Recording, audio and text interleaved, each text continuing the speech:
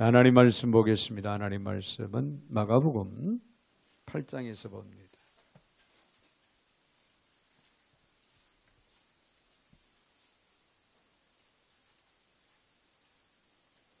마가복음 8장 22절부터 26절까지 제가 받들어 봉독에 올립니다. 벳세다의 이름에 사람들이 맹인 한 사람을 데리고 예수께 나와 손 대시기를 구하거늘 예수께서 맹인의 손을 붙잡으시고 마을 밖으로 데리고 나가사 눈에 침을 뱉으시며 그에게 안수하시고 무엇이 보이느냐 물으시니 수다보며 이르되 사람들이 보이나이다. 나무 같은 것들이 걸어가는 것을 보나이다 하거늘 이에 그 눈에 다시 안수하심에 그가 주목하여 보더니 나아서 모든 것을 밝히 보는지라. 예수께서 그 사람을 집으로 보내시며 이르시되 마을에는 들어가지 말라 하시니라. 아멘. 26절까지 받들어 봉두에 올렸습니다. 사랑의 주님 감사를 드립니다. 오늘도 어김없이 이들을 사랑 가운데 불러주시고 또 말씀 앞에 세워주시는 주님, 오늘도 귀한 말씀을 영의 귀로 듣게 하시고 마음에 새기게 하여 주셔서 저들 삶의 지표가 되게 하시고 날마다 주의 말씀을 쫓아 행할 수 있는 거룩한 백성들, 성숙한 그리스도인들이 다 되게 하여 주옵소서. 오늘도 부족한 종의 입술을 주관하시고 사용하시되 우리 하나님 홀로 영광을 받아 주시옵소서. 예수님의 이름으로 기도하옵나이다. 아멘. 할렐루야. 우리 한번 옆에 분들하고 인사 나누실 때 이렇게 한번 하겠습니다. 그럼에도 불구하고 주님은 우리를 다시 만져주십니다.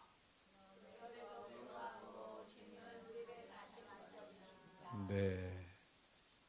우리가 연약함에도 불구하고, 우리가 부족함에도 불구하고, 네, 우리가 믿음이 없음에도 불구하고, 주님 여러분을 향해서 다시 한번 기회를 주시고 만져주심이 계시다고 하는 것을 결코 잊지 마시길 바랍니다. 할렐루야. 자, 오늘 말씀을 통해서 그럼에도 불구하고 그런 말씀으로 함께 생각을 하며 은혜를 나눕니다. 이런 이야기가 있습니다. 우리가 살아가고 있는 오늘 시대의 가장 두드러진 특징이 있다면 속도라고 그렇게 말할 겁니다. 속도. 우선 모든 것이 너무나도 빠르게 변한다는 거죠. 네, 그래서 조금만 머뭇거리거나 늑장 부린다면 어느새 우리는 뒤처집니다. 사회에서, 특별히 직장에서도 젊은 후배들이 차고 오른다는 거죠. 네, 학교에서도 동료 간에, 친구 간에도 공부하는 것도 보면은 조금만 늑장 부리면은 다른 친구들이 나보다도 성적이 훨씬 더 앞서가는, 아차 하면은 그 순간 놓쳐버리는 이런 예들이 얼마든지 많이 있다는 거예요. 또 빠른 것이 가치 있게 여겨지는 그런 시대에 우리는 접하고 있다는 거죠. 그래서 기차를 보면 요즘에는 새마을보다는 KTX, 그렇죠? 엄청나게 빠르잖아요. 네, 그래서 참 KTX를 타면은 반나절이면은 부산까지 왔다 갔다 할 수 있을까요? 그렇게 그 정도로 빠른 택배보다는 이제 좀 퀵 서비스가 있어서 1시간 내에 내가 원하는 것을 받을 수 있는 그런 시대, 그런 상황들이 이루어지고 있다. 참 일 처리가 빠른 사람이 직장에서도 사회에서도 능력 있는 사람으로 인정을 받습니다. 이게 어떻게 보면은 충청도 사람들이 좀 불리한 점이 없잖아 있을까. 저도 충청도입니다만은. 그러나 여러분, 어떤 충청도 사람이라고 해서 드린 건 아니고 우리 자신들이 노력하고 애써서 일처리를 척척 해낸다면은 그래도 어디 가도 인정을 받는 시대 우리는 살아가고 있다. 근데 그러다 보니까요, 이런 스피드 시대에 우리가 살다 보니까는 말의 변화가 생기는 이런 현상들이 이루어지고 있다는 거예요. 그 과거에는 적자생존이라는 그런 말이 통용이 됐습니다. 즉 환경에 잘 적응하는 사람이 능력이 있다. 인정을 받는다. 앞서간다. 이것이 적자 생존이라는 이 말이 진리처럼 받아들여지는 그런 시대의 과거에는 그랬는데요. 지금 오늘날에는 그렇지 않습니다. 오늘날에는 빠른 자 생존이라는 그런 말이 통용이 되고 있다는 거예요. 즉 남보다 빠른 자가 살아남는다는 거. 빠른 자가 앞선다. 이것이 진리처럼 여겨지는 시대에 우리는 지금 접하고 있다는 겁니다. 자, 이런 시대에 살면서 사람들은요. 과거와 다른 성격적인 어떤 특징을 나타내는 그런 모습들을 우리가 찾아봅니다. 그 첫째가 조급함이에요. 조급함. 매사를 빨리빨리 처리하지 않으면 안 된다는 거죠. 특별히 우리나라 사람들은 이 빨리빨리라고 하는 이 단어를 참 많이 사용을 합니다. 그래서 외국 사람들 우리나라 와서 제일 먼저 한국어를 배우는 말 중에 하나가 바로 빨리빨리. 어디 가도 듣는 소리가 빨리빨리라. 자, 조급함. 그런가 하면 또 한 가지는 불안함이 있다는 거죠. 불안함. 속도 경쟁 속에 내몰리면서 뒤처지지 않을까. 아주 안간히 힘을 써야 하는. 네. 50대 후반, 60대 되시는 분들, 아직 퇴직을 하지 않은 분들은요. 네, 직장에서의 상사로서 어려움을 겪는 게 영어를 잘한다든가 컴퓨터를 잘 다뤄야 되는데 이런 부분들이 많이 뒤쳐져 있다는 거예요. 오늘 젊은 세대보다는. 그러니까는 불안한 마음이 늘 불안한 마음이 있다는 거예요. 높은 자리에 있으면서도 불안하다는 거예요. 자, 이런 성격적인 특성은 사실 신앙에도 적지 않게 영향을 미치게 된다는 사실입니다. 네, 가장 두드러진 영향을 한 가지 꼽는다면 기다림이라고 하는 거예요. 기다림을 잃어가고 있다는 거예요. 기다릴 줄을 모른다는 거죠. 불안한 마음, 조급한 마음에 기다림을 온전히 이루어가지 못한 그런 모습들이 신앙 면에서 우리는 찾아볼 수 있는데요. 근데 신앙의 매우 중요한 특성 가운데 하나는 기다림이라는 거예요. 여러분, 우리가 예수 믿고 신앙생활을 하면서 이 기다림의 삶에 우리가 지혜롭지 못하면은 우리는 헛수고 하는 경우도 있고 안타까운 상황도 벌어질 수가 있습니다. 네, 이것을 이뤄가고 있어서 신앙 자체가 왜곡되는 그런 모습도 우리는 찾아보게 되죠. 자, 오늘 본문의 말씀을 보면 어떤 소경이 사람들에 의해서 이끌림을 받아서 예수님께 오게 됩니다. 그래서 예수님으로부터 치료를 받게 되죠. 자, 예수님께서 한번 기도했을 때 뭔가 조금의 변화는 있었습니다. 그러나 완전하지는 않았어요. 예수님께서 그를 포기하지 아니하시고 다시금 그를 위해서 기도하십니다. 만져주시고 안수해 주셨더니 이제는 완벽할 정도로 완벽하게 보이는 현상이 이루어졌더라. 그러니까 보이기 시작한 거죠. 자, 그리고 마침내 확실히 보았다고 기록하고 있는 그런 말씀이 오늘 본문에 기록이 되는데요. 이것을 우리는 기적이라고 그렇게 말합니다. 기적. 그러나 저는 이 사건을 단순한 기적이 아닌 표적이다라고 그렇게 생각을 해봅니다. 표적. 기적과 표적은 약간의 차이가 있습니다. 이 표적은 기적을 포함하죠. 그래서 우리가 표적이라고 표현을 할 때 그 표적 자체도 기적이라는 거죠. 기적. 네, 기적과 표적은 약간의 그런 차이가 있지만은 어떻게 보면은 구분을 시켜서 우리가 이해를 해야 되는.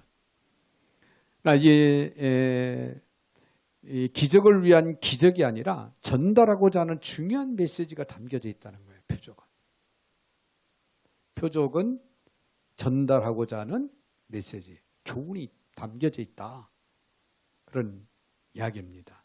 자, 기적의 사건을 통해서 매우 중요한 어떤 교훈을 전달하기 위해서 일어난 그런 사건을 가리켜서 표적이라고 우리는 그렇게 이야기할 수 있는 것입니다. 자, 오늘 본문은 어떤 의미에서 표적일까요? 우리가 살면서 시도해 보지만은 안 되는 것 참 많지요. 내 마음대로 내 뜻대로 되지 않는 일들을 참 우리는 많이 경험을 합니다. 그러나 오늘 본문에 나타난 이 표적은 그럼에도 불구하고, 할렐루야, 그럼에도 불구하고 다시 시도할 수 있다고 하는, 주님은 다시 찾아오십니다.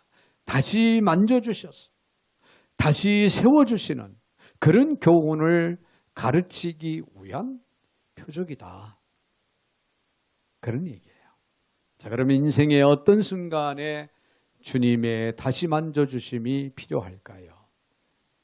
먼저 우리가 생각할 수 있는 것은 영적 이해에 있어서 필요하다는 거예요.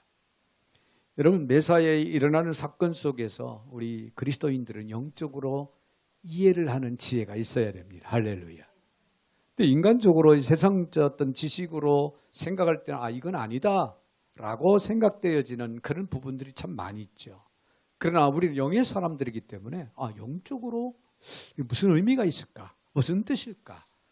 영적으로 볼 때 하나님이 우리에게, 나 자신에게 무엇을 말씀하시는 건가? 이런 영적 이해에 있어서 우리는 필요하다는 거예요. 주님의 다시 만져주심이 필요하다. 어떤 분들은 어느 날 갑자기 그냥 신앙의 세계에 빠져드는 그런 분들이 있어요. 그렇죠? 하루아침에 교회 나오자마자 은혜를 받고 또 체험도 합니다. 은사적인 체험, 방언을 하고, 그러면서 놀라운 기적도 또 표적도 체험하는, 이런 한순간에 이루어지는, 이런, 그래서 이 한순간에 변화되고 인생이 바뀌어지는 그런 사람들이 있어요. 그렇죠? 어느 한순간의 체험을 계기로 소위 영적인 눈이 열리는 그런 사람도 있다는 거예요. 근데 신학에서는요, 이런 사람들을 가려서 즉각적 회심이다, 그렇게 표현을 합니다. 즉각적인 회심. 이런 즉각적인 회심이 대표적인 사람이 누구냐면 사도 바울. 사도 바울이잖아요. 바울은 다메섹 도상으로 가는 길에 갑자기 강렬한 빛에 포박당해 쓰러집니다. 순간 앞을 보지 못하는. 그리고 그 안에서 어떤 현상이 일어납니까? 하나님의 음성이, 주님의 음성이 들려요. 나중에 영안이 열립니다. 그래서 그의 인생이 확 순간에 바뀌어집니다. 그래서 기독교를 핍박하던 이 사울이 어떻게 됩니까? 이제는 복음을 증거하는 사도로서의 사역을 이제 실행해 나가는 그런 엄청난 변화의 역사를 순간적으로 이룬 그런 사람이었음을 우리는 기억을 하지요.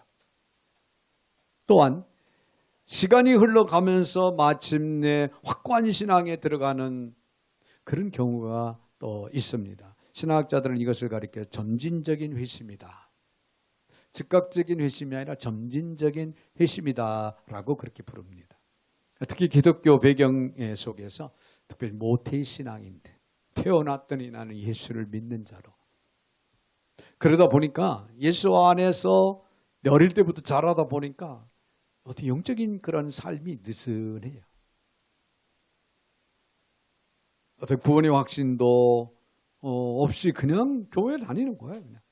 원래 태어날 때부터 모태신앙인이다 보니까, 그러니까 어느 순간에 주님을 만나고 어느 순간에 거듭나서 진정한 구원의 확신을 갖고 하나님의 은혜 안에 거하는 이런 삶을 살아가는 그런 신앙의 삶을 우리는 또 찾아볼 수가 있는데요. 대표적인 사람이 있다면은 디모데입니다. 디모데는 어머니와 외조모의 그 영향을 받아 신앙생활을 하게 됩니다. 그래서 어릴 때부터 디모데는 아주 나름 착실하게 신앙생활을 잘 해왔던, 성년이 된 어느 날 그런 신앙이 확고한 자리에 서게 되죠. 그래서 주 안에서 거듭남으로 하나님이 기뻐하시는 그런 사역을 이루어 갔던 그런 디모데였음을 또 우리는 기억을 할 수가 있습니다.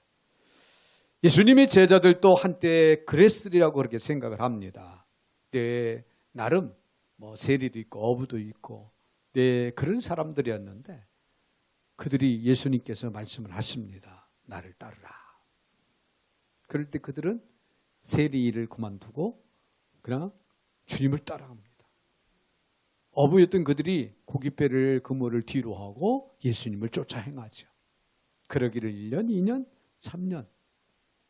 처음에는요, 그들이 구원에 대한 확신 갖지 못하고 거듭나지 못한 그런 상황에서는 예수 선생님을 따라가면은 뭔가 있을 것 같다. 뭔가 한몫 잡을 것 같다. 뭔가 한 자리 할 수 있을 것 같다라고 하는 믿음 없는 그런 가운데 주님을 따라가게 되죠. 어느 정도 예수님에 대해서 예수님을 통해서 또 복음의 메시지를 듣고 또 알고 깨달은 바 이제 신뢰를 하게 됩니다. 그리고 믿음이 그 자리를 잡게 되죠. 그러나 막상 삶의 자리에서 전혀 신앙인다운 그런 모습을 보이지 못할 때도 없잖아. 많이 있었어요. 특별히 우리가 잘 아는 베드로 같은 사람. 예수님을 3년 동안 수제자로 따라다니면서 그가 인정을 받고 그가 사랑을 받았음에도 불구하고 예수님을 십자가를 지실 일을 앞에 둔 예수님 앞에서 예수님을 모른다고 3번이나 부인하는 이런 엄청난 실수, 엄청난 죄를 범하는 그런 신앙인이었잖아요. 예수님 너무나도 안타까운 가운데 이렇게 말씀합니다. 마가복음 8장 18절에 너희가 눈이 있어도 보지 못하며 귀가 있어도 듣지 못하느냐 또 기억하지 못하느냐 질책하면서 책망도 하시죠. 자, 그런데 이런 대화가 있은 직후에 예수님이 소경을 오늘 본문에 나오는 소경을 치료하게 됩니다. 자, 예수님이 소경을 만져주시고 기도해 주셨죠. 처음에는 확실히 보이지 않았죠. 이는 결코 주님의 능력이 부족하거나 한계가 있어서가 아니라는 사실이에요. 할렐루야. 우리 주님께서는 불가능을 가능케 하시는 분입니다. 안 되는 걸 되게 하신다. 죽은 자를 살리시는 하나님이십니다. 할렐루야.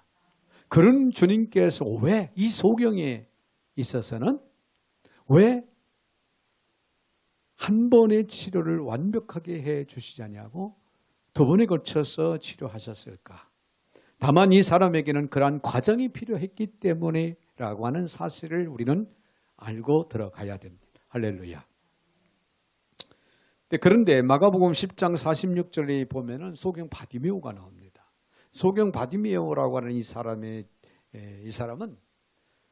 많은 사람들이 음집한 가운데 다윗의 자손 예수를 고래고래 소리를 지르면서 예수님을 따라올 때 사람들이 제지했어요. 야, 소경 장애인이 어디를 따라오냐? 소리를 높여 소리 지르는 그것을 가로막으면서 제재를 시켰죠. 그럼에도 불구하고 이 바디메오는 어땠습니까? 적극적이었어요. 포기하지 않았습니다. 더 큰 소리로 다윗의 자손 예수를 찾습니다. 할렐루야. 그 치료를 보면은 단번에 이루어지죠. 단번에 이루어져요. 소경 바디메오는 단번에 이루어진 치료의 사건이 단번에 이루어진 사건임을 우리가 볼 수 있는데 반면에 오늘 본문에 나오는 이 소경은 어땠어요? 전후 상황으로 보아서 치료가 점진적으로 이루어졌다는 거예요. 점진적으로 이루어졌다. 지금 상태는 보이는 것도 아니고 또 안 보이는 것도 아니고 사람이 보이는 건데 나무들이 왔다 갔다 하는 것처럼 보인다. 희미하다 그런 얘기가 되겠죠. 이때 예수님은 기도하신 후에 이 사람을 붙들고 이렇게 묻습니다. 무엇이 보이느냐? 이 사람이 어떤 대답을 합니까? 24절 쳐다보며 이르되 사람들이 보이나이다. 나무 같은 것들이 걸어가는 것을 보나이다 하거늘 확실히 보이는 것도 아니고 아직 희미하게 어정쩡한 그런 상태였다라고 하는 그런 얘기죠. 왜 이런 일을 허용하셨을까요? 이것은 바로 예수님이 그 당시 제자들의 신앙 상태를 상징시키기 위한 시각적인 그런 사건이었다. 우리는 영적으로 그렇게 볼 수가 있는 거예요. 지금 제자들이 희미한 어정쩡한 신앙생활을 하고 있는 거예요. 그걸 깨우쳐주기 위해서 예수님께서는 오늘 소경을 앞세워서 시각적인 그런 교훈을 가르침을 그들에게 주기 위해서 이런 두 차례에 걸쳐서 이 소경을 치료하는 사건이 이루어졌다. 그런 얘기예요. 여러분, 영적으로 우리는 이 사건을 이렇게 이해를 해야 된다는 거죠. 자, 그러면은 왜 소경은 이런 상태에 있었을까요? 이 사람은 원래 예수님 앞에 자발적으로 나온 사람이 아니에요. 본인 스스로가 소경 바디메오처럼 본인이 나를 불쌍히 여겨달라, 나를 고쳐달라, 나를 치료해달라라고 애원을 하면서 예수님을 찾은 그런 소경이 아니라는 거예요. 동료들에 의해서, 이웃들에 의해서, 사람들에 의해서 이끌림을, 야, 너 저기 좀 한번 가보자. 예수라는 선생님이 내 죽은 자도 살린다더라. 너도 치료하실 거다. 한번 가보자고 끌려서 온 상태입니다. 그래서 22절을 봅니다. 베세다에 이르며 사람들이 맹인 한 사람을 데리고 예수께 나와 손 대시기를 구하거늘. 그렇죠? 처음부터 자기 의지가 있었던 게 아니라는 거죠. 자기 의지로 나오지 않았기 때문에 그에게는 열망하는 마음이 부족한 거예요. 낫고자 하는 그런 마음이 전혀 없는 건 아니겠지만 부족했다. 예수님이 사람들을 치료하실 때 반드시 중요한 한 가지 전제를 두고 치료하십니다. 그 사람의 믿음에 근거한다는 거예요. 믿음이 있는가를 보십니다. 만약 믿음이 있다면 내 믿음이 너를 구원했느니라. 할렐루야. 내 믿음대로 될지어다. 그 사람의 어떤 환경 상황, 어떤 지적인 면 이런 것을 보시지 않아요. 그 사람의 믿음을 보신다는 거죠. 믿음이 부족하면 그 믿음을 가질 때까지 예수님은 사건을 이끌어 가십니다. 할렐루야. 그리고 결국에는 그의 믿음을 갖게 만드시고 그 믿음으로 말미암아 치유의 역사가 이루어지는 사건을 우리는 보게 된다. 자, 이 사람은 아직 믿음으로 준비되지 못했다는 거예요. 예수님은 이런 사람이 준비될 때까지 기다리시느냐, 한꺼번에 치료하지 않는 경우를 우리는 볼 수 있다는 겁니다. 일단 어떻게 됐어요? 네, 예수님께로 나왔으니까 일단 만져주셨습니다. 할렐루야. 뭐가 보이냐고 물었을 때 확실하지 않지만 뭔가 보인다라고 대답하면서 아마도 이 사람의 마음 밑바닥에는 어떤 기대감이 일어났을 겁니다. 전혀 깜깜했는데, 전혀 아무것도 안 보였는데 예수께서 나를 만져주시니까 뭔가 희미하게라도 보이더라는 거예요. 그러니까 지금까지 소경으로 앞을 보지 못하는 너무 불편함과 너무 안타까운 상황에서 살아온 이 소경이 어떤 생각을 가질까요? 기대감을 갖게 됩니다. 이분이면은 나를 완전히 보게도 할 수 있는 분 같다. 그 마음속에서 여러분 기대감을 갖고 믿음을 갖게 되지 않을까요?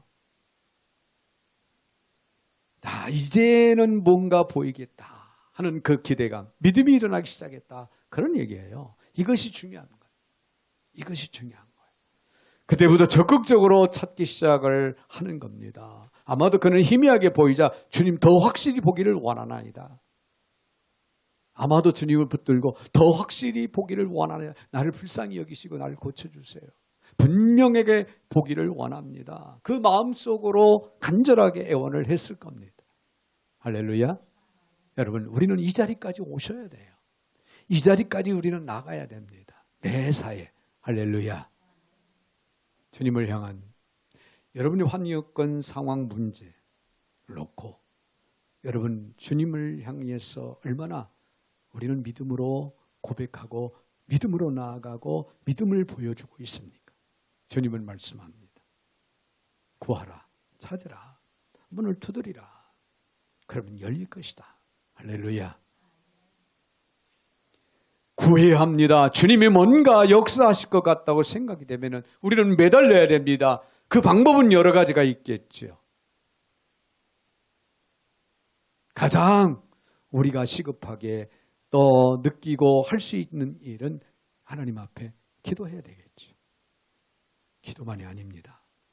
여러분이 필요하다면 여러분이 하나님 앞에 여러분 투자할 수 있는 자세도 필요합니다.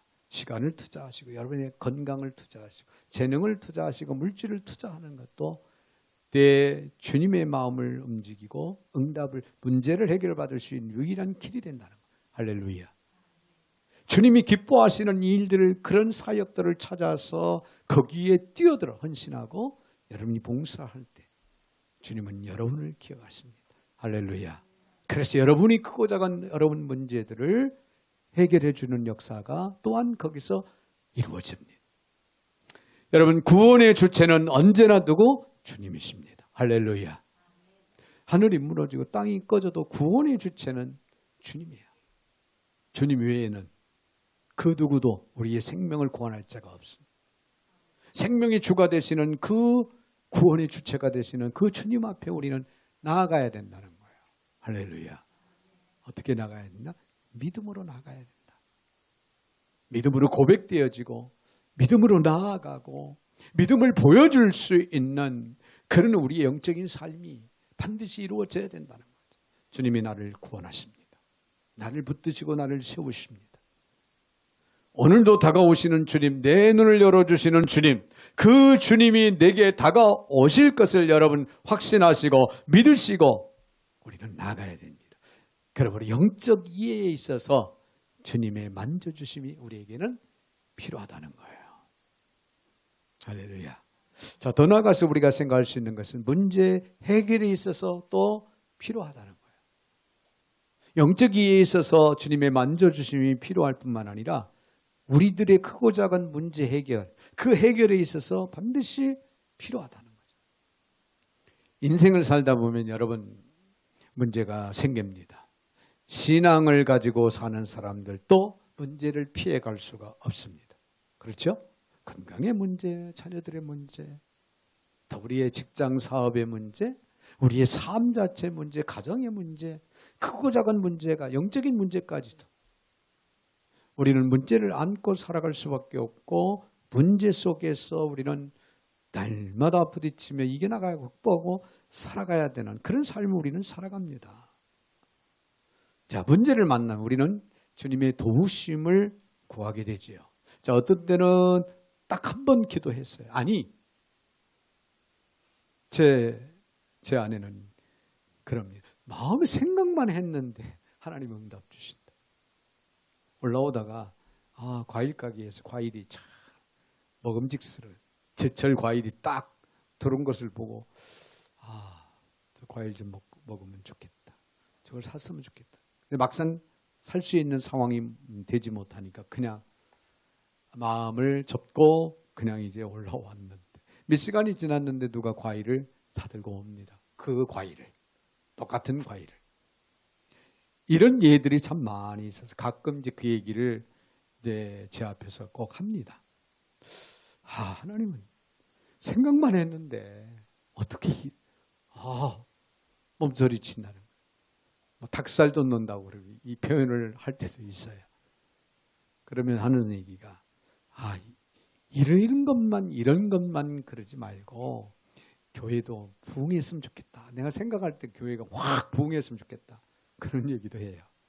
어찌됐든 우리는 생각만 해도 하나님이 해결해 주실 때도 있고 딱 기도 한 번 했는데 문제가 해결될 때도 있어요. 이런 경험, 이런 체험들이 얼마든지 있을 수 있고 여러분들에게도 있으리라고 그렇게 생각을 합니다. 그러나 항상 그렇지 않는다. 항상 모든 문제가 다 그렇지 않습니다. 기도했는데도 낫지 않아요. 내 병이 낫기를 원해서 기도했는데 낫지 않아요. 문제가 해결되지 않는 경우도 얼마든지 있어요. 그렇죠? 이때 많은 사람들은 어떻게 합니까? 기다리지 못하고 포기합니다. 그래 우리 영적인 삶에 있어서 기다림이 중요하다는 거예요. 쉽게 포기합니다. 그러면 그렇지. 이 문제가 기적 가운데 해결되고 응답되고 이 문제가 풀려질 리가 있나. 이렇게 생각을 하고 기도하는 그 마음을 접습니다. 하나님을 향한 마음을 접어버려요. 영적인 생각을 접어버립니다. 그러나 주님은 더 엎드릴 것을 요구하실 때가 있다는 거예요. 할렐루야. 왜 그럴까요? 여기에는 주님의 의도적인 어떤 계획이 분명히 있기 때문에 그렇습니다. 이 계획을 깨닫는 것이 우리에게는 필요하다. 그런 얘기예요. 만약 우리가 딱 한 번 기도해서 문제가 착착 해결된다고 가정해 봅시다. 그러면 주님을 향해서 우리는 어떤 생각을 가질까요? 주님은 정말 문제 해결의 해결자가 되셔. 내가 구하기만 하면 척척척척. 그러면 주님을 우리가 주로 보기보다는, 전능하신 하나님으로 보기보다는 우리들의 얄팍한 문제들을 해결해 주는 해결자로 보기가 더 쉽다는 거예요. 여러분, 주님은 우리에게 해결자 이상이 되기를 원하십니다. 할렐루야. 때로는 소외되고 좌절하고 낙심한 심령들을 가까이 가서 위로해주고 격려해주고 그를 사랑해주고 그의 친구가 되어 주십니다. 필요한 것을 공급해 주시기도 합니다. 그러나 가장 근본적인 것은 그의 영혼을, 주님을 바로 보고 바로 믿고 바로 따르기를 원하신다는 거예요. 할렐루야. 매사에 그런 거예요. 우리들의 직장 문제, 사업의 문제, 자녀들의 문제, 건강 문제 해결될 때 주님은 단지 우리를 사랑하셔서 그 문제를 해결해 준다라고만 생각하는 그런 연약한 생각을 여러분 하는 걸로 끝내면 안 됩니다. 주님을 향한 우리들의 마음 믿음은 그 이상의 것을 주님은 요구하신다는 거예요. 할렐루야. 그 속에서, 문제 해결의 속에서 우리는 주님은 전능자임을 여러분이 시인해야 돼요. 할렐루야. 그분은 우리를 사랑하되 자격이 되지 않아도 우리를 용서하시고 우리를 사랑하시는 사랑의 주님이신 것을 여러분이 인정을 하고 고백을 할 수 있는 단계까지 우리는 이르러야 될 줄로 믿습니다. 자, 그분은 주님이시자 우리의 친구가 되시기도, 또 우리의 사랑의 파트너가 되시기도 원하십니다. 항상 그 문제 해결의 그 이상을 우리는 생각할 수 있는 이런 인격적인 관계를 갖고 때 주님은 우리와의 아름다운 만남, 아름다운 그런 동행, 아름다운 삶이 이루어지기를 주님은 항상 원하신다는 거예요. 할렐루야. 자, 예수님이 오늘 본문에 나오는 이 소경을 고치는 방법을 한번 좀 더 관찰해 보면요, 아주 인격적으로 접근하시는 것을 우리는 분명히 찾아봅니다. 자, 오늘 본문의 23절을 봅니다. 23절을 보면 예수께서 맹인의 손을 붙잡으시고 마을 밖으로 데리고 나가 눈에 침을 뱉으시며 그에게 안수하시고 무엇이 보이냐 물으시니. 자, 왜 그 자리에서 그냥 완치를 시키시지? 많은 사람들이 보는 가운데서 완치시키면 어떤 현상이 일어날까요? 다른 사람들도 대단하신 분이야, 놀라운 분이야, 그걸 알고 깨달을 텐데 왜 예수님은 그 소경을 밖으로 끌고 나가셨어요? 사람들이 없는 밖으로 끌고 나가셔서 거기에서 다시금 안수를 해 주십니다. 예수님이 소경의 손을 붙드셨어요. 그런 다음에 어떻게 했습니까? 그 자리에서 바로 안수하셔서 고치지 않고 손을 잡고 밖으로 나가셨다. 그리고 조용한 곳에 가서 그를 치료해 주십니다. 거기에는 어떤 그 배경적인 상황을 보면요, 예수님을 신뢰하지 않고 불신하는 그런 자들이, 그런 율법주의자들, 그런 자들이 있었기 때문에 그들은 보아도, 예수님의 기적을 일으키는 걸 보아도 예수님이 어떻게 하면 예수님을 꼬투리 잡을 그런 궁리만 하는 사람들이기 때문에 그를 피해서 나가신, 주석에는 그렇게 이제 기록이 됩니다. 또 한 가지는 이제 손을 잡고 마을 바깥으로 조용히 나갈 때 그가 놀림감이 되지 않게 하기 위해서, 이 소경은 예수님이 어둠의 세월을 살아왔던 그의 손을 붙잡고 바깥으로 조용히 나가실 때 무엇을 느끼게 했습니까? 누군가가 내 손을 잡아주는구나. 이 손은 지금까지 내가 느껴보진 못했던 손길이다. 자, 소경이다 보니까 가까이 하는 사람도 없고 그를 위로해주고 격려해주는 사람도 없고 언제나 자기는 홀로 어둠 속에 갇혀서 살아야 했던 그런 소경이에요. 그런데 순간 누군가가 내 손을 잡아줄 때 그 손길이야말로 따뜻한 손길이에요. 그동안에 맛보지 못했던, 그동안에 너무나도 간절했던 그 사랑의 아름다운 따뜻한 그 손길, 그걸 느끼면서 너무나도 마음이 평안하고 기쁘고 그는 행복하는 순간 행복감을 느꼈을 겁니다. 이분이 누구신지 예수님이구나. 그 느낌을 그는 느끼게 되었을 겁니다. 그 따뜻한 손의 감촉을 느끼면서 마을 바깥으로 나갔을 때 주님이 손으로 만져주셨고 조용히 기도해 주십니다. 그때 뭔가 보이기 시작합니다. 무엇이 보이느냐? 네, 보이기 시작해요. 예수님은 개인적인 관계를 통해서 이 사람에게 다가오셨고 만져주셨어요. 정말 인격적으로 그 소경을 대하고 치료해 주시는 주님. 나는 너의 진정한 사랑의 파트너다. 나는 너를 존경한다. 나는 너를 사랑한다. 그 누구한테도 느끼지 못하고 들어보지 못했던 그런 일들이 오늘 예수님의 손길을 통하여 이 소경은 순간 모든 걸 다 느끼고 깨닫게 되는. 만약에 이 사람이 처음에 에이 틀렸다, 제대로 안 보이네 하고 돌아갔다면 여러분 어떻게 됐을까요? 주님은 우리가 포기하지 않는다면, 그분에 대한 기대감을 갖고만 나온다면 반드시 문제를 받아주시고 치유하시는 주님이십니다. 할렐루야. 그래서 기다림이 필요한 거예요. 주님의 다시 만져주심이 우리에게는 필요하다. 그런 얘기입니다. 할렐루야. 할렐루야. 영적인 삶을 살아감에 있어서 오늘 문제가 해결되지 않았다고 그래서 여러분 주님을 외면하면 안 됩니다. 우리 영적인 생각을 내려놓으면 안 돼요. 끝까지. 주님은 우리의 생명의 주가 되십니다. 할렐루야. 그분이 나의 생명의 주가 되신 이상 그분 앞에 모든 문제를 해결할 수 있는 키가 있는 것이고, 그분을 향해서 우리는 나아가지 않으면 안 되는, 우리는 영적인 그런 삶을 살아가고 있다고 하는 것을 잊지 말아야 될 줄로 믿습니다. 성경을 읽으면서 감동적인 것들 중에 하나는 우리가 잘 아는 주님이 제2의 기회를 주신 분이심을 깨닫게 하는 그런 성경이 요나서입니다. 요나서. 자, 요나서 짤막한 그런 요나서지만은, 요나는 주님의 말씀을 불순종하고 가라는 곳으로 안 가고 반대 방향으로 갑니다. 그 결과는 우리가 잘 알듯이 물고기 뱃속에 들어가 죽을 지경까지 이르게 되지요. 그러나 요나서 3장 1절에 보면 여호와께 두 번째 말씀하여 이르시되, 할렐루야. 다시 한번 또 기회를 그에게 줍니다. 다시 만져주심의 사건이 거기에서 진행이 됩니다. 하나님은 두 번째 찾아오서 요나야 일어나라. 일어나 가라. 그리고 다시 복음을 선포하라고 그렇게 명하십니다. 이처럼 주님은 우리가 다시 한번 다가오기를 원하신다는 거예요. 할렐루야.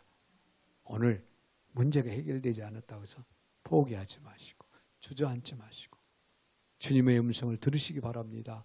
다시 한번 일어나기를 원하시는 주의 음성에 손을 여러분 내미세요. 다가가십시오. 무릎으로 다가가시고 마음을 열고 다가가시고 손을 들고 다가가시기 바랍니다. 주님은 다시금 여러분을 붙잡아 주시기를 원하십니다. 주님께서는 다시금 여러분을 품어주시기를 원하십니다. 주님께서는 다시금 여러분의 그 힘들고 어려운 과정들을 극복하고 이겨나갈 수 있는 힘과 능력을 주시기를 원하시는 주님이신 것을 잊지 마시기를 바랍니다. 여러분 25절을 보세요. 이에 그 눈에 다시 안수하심에 그가 주목하여 보더니 나아서 모든 것을 밝히 보는지라. 여러분 모든 것을 이제는 밝히 보는 결과가 이 소경에게 이루어졌습니다. 여기서 주목하다, 주목하여 보다 헬라어로는 정신을 집중하여 보는 것을 의미합니다. 즉 눈을 뜨게 된 소경이 정신을 집중하여 보니 정확하게 보이는 거예요. 희미하게 보이는 게 아니에요. 완벽하게 문제를 해결받은 거예요. 할렐루야. 할렐루야. 지금까지 캄캄하게 보이던 만물이 완전하고도 뚜렷하게 보였다. 그런 얘기입니다. 결국에 소경의 시력이 완전히 회복되는 그런 놀라운 기적, 놀라운 축복, 놀라운 은혜가 이루어진 겁니다. 이처럼 하나님의 은혜와 구원은 언제나 완전합니다. 할렐루야. 하나님께서는 우리를 반점 구원의 반열에 세워놓은 게 아니에요. 완벽하게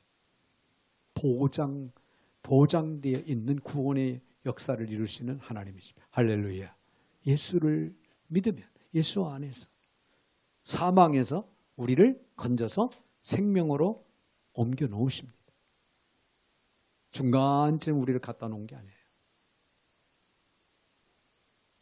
예수를 구주로 영접하는 순간 우리를 사망에서 건져서 내 영원한 생명, 영원한 천국에 들어갈 수 있는, 영원한 안식을 누릴 수 있는 우리 영의 사람으로 우리를 바꿔놓으신 거예요. 완전히 건져놓으신 겁니다. 저 하나님의 은혜와 구원은 언제나 완전하다는 것. 주님께서 소경을 고쳐주시되 완전히 시력을 회복시켜 주셨고 봉우리를 고쳐주시되 그의 말에 분명하게 마가복음 7장 35절을 보면 분명하게 고쳐주셨어요. 마가복음 8장에서는 굶주린 자들을 먹이시되 배불리 먹이십니다. 할렐루야. 이런 하나님을 우리의 하나님으로 우리 아버지를 우리는 믿습니다. 할렐루야. 여러분, 하나님이 시시하시는 하나님이 아니에요. 여러분을 붙드시고 세우시되 완벽할 정도로 그 누구도 따라잡을 수 없는 사람으로 여러분을 하나님은 세우시고 사용하시기를 원하십니다. 언제나 우리는 잊지 말아요. 나를 향하신 주님의 계획은 위대하십니다. 위대한 거예요. 여러분의 성도들은 언제나 하나님의 베푸시는 그 은혜는 완전하다고 하는 것을 믿으면서 비록 현재의 형편이 힘들더라도 우리는 인내해야 됩니다. 그리고 참고 기다려야 돼요. 때를 따라 우리에게 하나님께 세우시는 역사, 치료하시는 역사, 문제 해결해 주시는 역사, 내 놀라운 기적을 체험하는 역사 분명히 있게 된다는 거예요. 완전한 구원에 대해서 흔들리지 말아야 됩니다. 세상의 권세를 잡은 악의 영들이야 삼킬 자를 들어찾고 있고 아무리 그런다 할지라도 하나님이 우리의 생명을 붙들고 있는 이상 그 누구도 빼앗을 자가 없습니다. 할렐루야. 완전한 구원의 확신 가운데 흔들림이 없어야 돼요. 하늘이 당장 무너지고 땅이 꺼져도 하나님을 향한 우리의 믿음은 변하면 안 됩니다. 왜? 우리는 하나님의 손에 붙들려 있고 하나님이 구원자가 되시고 완전한 구원자가 되시고 생명의 주가 되시기 때문에 그분만 바라보고 그분만 믿고 그분만 의지하고 그분만을 쫓아가야 되는 것입니다. 우리의 근본적인 문제 해결에 있어서 주님의 만져주심이 있다고 하는 사실을 여러분 잊지 마세요. 그래서 오늘도 포기하지 마시고 기다리세요. 인내하시고 기다리세요. 사랑하는 성도 여러분, 기다려주시는 주님, 다시 다가오시는 주님, 그리고 매 때가 찼을 때 마침내 나를 일으켜서 세워주시는 그런 주님, 다시금 우리를 사랑해 주시는 사랑의 주님, 기다려주시는 그 인내 속에 그 큰 은혜 때문에 우리는 다시 일어날 수 있다라고 하는 희망을 잊지 마시기 바랍니다. 주님이 우리의 희망이십니다. 그리고 내일을 향해서 걸어갈 수 있는 유일한 길이 바로 주님이 우리를 기다려주시기 때문에 우리는 가능한 겁니다. 이 주님이 다시 만져주시는 손길, 그 손길이 우리의 희망인 것을 믿고 고백하며 오늘도 인내하면서 나아갈 수 있는 저와 여러분이 되시기를 주님의 이름으로 축원을 드립니다. 사랑의 주님 감사를 드립니다. 오늘 좋은 날 주님의 날 주 앞에 불러주시고 또 말씀으로 저들을 굳건하게 세워주시니 참으로 감사를 드립니다. 그럼에도 불구하고 다시금 우리를 만져주시고 우리를 기다리시고 우리를 세워주시기를 원하시는 주님 앞에 아버지 하나님, 저희들 포기하지 않게 하여 주옵소서.